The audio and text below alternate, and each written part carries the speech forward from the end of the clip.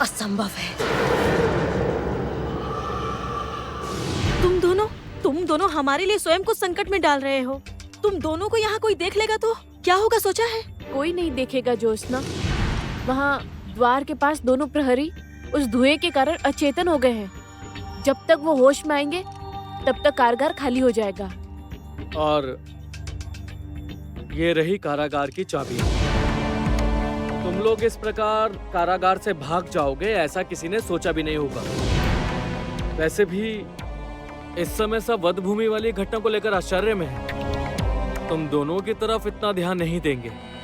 इसी अवसर का लाभ उठाकर हम तुम दोनों को पीछे के रास्ते से बाहर निकाल देंगे। चलो अब देर मत करो। कामिनी ने तुम दोनों को पकड़ लिया तो छोड़ेगी नहीं। चलो चलो।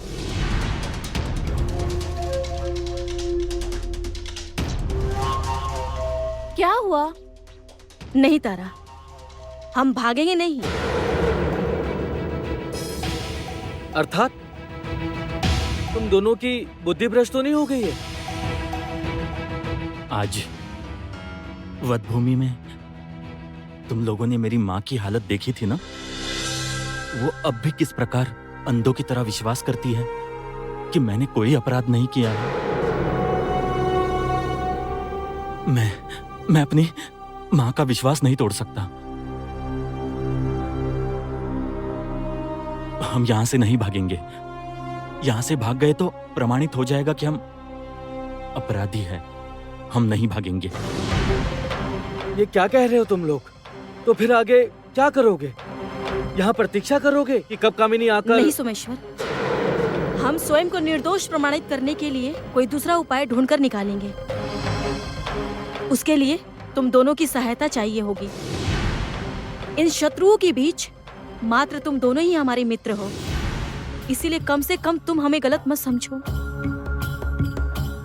ज्योत्सना, हम तुम्हें गलत नहीं समझेंगे, कभी नहीं समझेंगे। वास्तव में हम दोनों तुम लोगों के लिए बेहद चिंतित हैं। कामिनी इतने अन्याय किए जा रही है। अब अगर उसे नहीं रोका गया तो वो कोई बड़ा विनाश कर देगी और उसे मात्र तुम दोनों ही रोक सकते हो। और इस अवस्था में यदि तुम दोनों यहाँ बंद रहोगे तो फिर कौन रोकेगा? हर बुरे के पीछे कुछ न कुछ अच्छा छुपा होता है तारा। हमारे बंदी बनाकर विजयनगर आने के पीछे अवश्य कुछ भला छुपा है। मुझे भी अपने मित्रों को बचाना होगा। वो भी तो मेरे लक्ष्य का हिस्सा है। किनकी बात कर रही हो तुम? शुक, अजगर और गजराज। सुजय सपेरे ने उन्हें कामिनी के हाथों में सौंप दिया है। इसलिए मुझे विश्वास है वो लोग यहीं कहीं पर हैं।